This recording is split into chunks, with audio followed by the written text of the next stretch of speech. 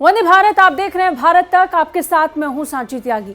पाकिस्तान की सियासत का पेट तब तक नहीं भरता है जब तक जिक्र भारत का ना हो। पाकिस्तान के संदर्भ में दो चीजों का बहुत ज्यादा बड़ा रोल रहता है और वो भारत के संदर्भ में है। वो दो चीज हैं कश्मीर और पाकिस्तान की सियासत का पसंदीदा मुद्दा आरएसएस। फिर एक बार पाकिस्तान में इन दोनों ही बातों का खूब जिक्र हुआ और इस बार इन मुद्दों को उठाने वाले कोई और नहीं, पाकिस्तान के पूर्व प्रधानमंत्री इमरान खान थे, जो इन दिनों अपनी सियासत में वापसी को लेकर या फिर कहें कि प्रधानमंत्री कुर्सी पर वापस काबिज होने के लिए बहुत ज्यादा उतावले हो रहे हैं, उत्सुक हो रहे हैं और अपनी सियासत को चमकाने के लिए वो हर स्तर पर जाने के लिए तैयार नजर आ रहे हैं। इन दिनों उनके पूर्व सेना चीफ कमर बाजवा को लेकर के जो कुछ कहा गया है वो आप सभी ने पिछले दिनों में सुना है और फिर एक बार कमर बाजवा को लेकर यहाँ पर कई बातों का जिक्र इमरान खान ने किया। भारत के संदर्भ में इमरान खान ने कहा कि एक वक्त था जब उन्होंने अपने कार्यकाल के दौरान 3.5 सालों में बार बार ये कोशिश की कि भारत के साथ संबंधों को स्थापित किया जाए, लेकिन ये हो ना सका क्योंकि बीच में आरएसएस आ गई।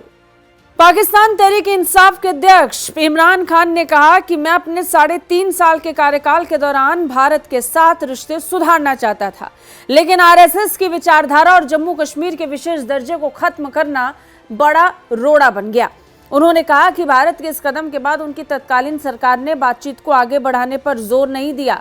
उन्होंने कहा कि हम चाहते हैं कि भारत पहले अपने फैसले को पलटे और शांति के लिए बातचीत करे। इमरान खान की इस बयान को सुनकर वाकई हंसी आती है। शांति की बातचीत पाकिस्तान कर रहा है। 3.5 सालों के दौरान बातचीत की कोशिश करने वाला देश खुद को घोषित कर रहा है पाकिस्तान, और इसके साथ ही इमरान खान के झूठ के पुलिंदे तो इतने मजबूत हैं भारत के संदर्भ में कि जिसको दिखाने की कोशिश करेंगे तो आप समझ पाएंगे कि किस तरीके से इमरान खान भारत के नाम का इस्तेमाल अपनी राजनीति को चमकाने के लिए करते हैं। हालांकि कोई पहली बार नहीं है, इमरान खान ये पहले भी कर चुके हैं। जब तक सत्ता में नहीं थे तब तक उन्होंने अपने देश की जनता से बहुत से वादे किए, जिसमें सबसे बड़ा वादा ये था कि वो पाकिस्तान और भारत के संबंधों को फिर से स्थापित करेंगे, वो भारत के साथ व्यापार को शुरू करेंगे, वो भारत के साथ पाकिस्तान के संबंधों को मजबूत करेंगे। इतने बड़े बड़े सपने देखने वाले इमरान खान जब इन सपनों को पूरा नहीं कर पाए तो उसका दोष मत दिया सरकार पर, भारत सरकार पर। और सिर्फ भारत सरकार नहीं, खुले तौर पर इमरान खान ने आरएसएस का नाम ले लिया।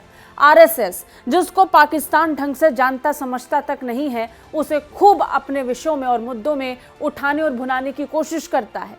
हाल फिलहाल में संयुक्त राष्ट्र सुरक्षा परिषद में हमने इसे लेकर बिलावल भुट्टो को भी सुना, जिन्होंने कई मौकों पर आरएसएस का जिक्र किया। सिर्फ बिलावल भुट्टो ही नहीं, पाकिस्तान के बाकी अन्य मंत्री, नेता, राजनेता भारत को हिंदू राष्ट्र दिखाने की कोशिश करते हैं और पूरी दुनिया में एक भ्रम और झूठ फैलाने की कोशिश करते हैं कि देश के अंदर, भारत देश के अंदर किस तरीके से हिंदू धर्म अपने आप को बहुत ज़्यादा सशक्त करने की कोशिशों में जुटा है और यहाँ कट्टरपंथी विचारधारा जोर पकड़ रही है। सिर्फ इतना ही नहीं, पाकिस्तान में एक झूठ और काफ़ी फेमस है। वो झूठ है आरएसएस को लेकर, जिसके लिए सारी जिम्मेदारी आरएसएस पर थोप दी जाती है। वो कहते हैं कि हिंदुस्तान के अंदर धार्मिक स्वतंत्रता नहीं है, इस्लाम खतरे में है। अब सबसे बड़ी बात यही है कि जिस देश को खुद अमेरिका निगरानी वाली सूची में रखता है और धार्मिक स्वतंत्रता के लिए सबसे ज्यादा किसी देश को जिम्मेदार ठहराता है और कहता है कि इस देश में धार्मिक स्वतंत्रता नहीं है, वो देश पाकिस्तान है।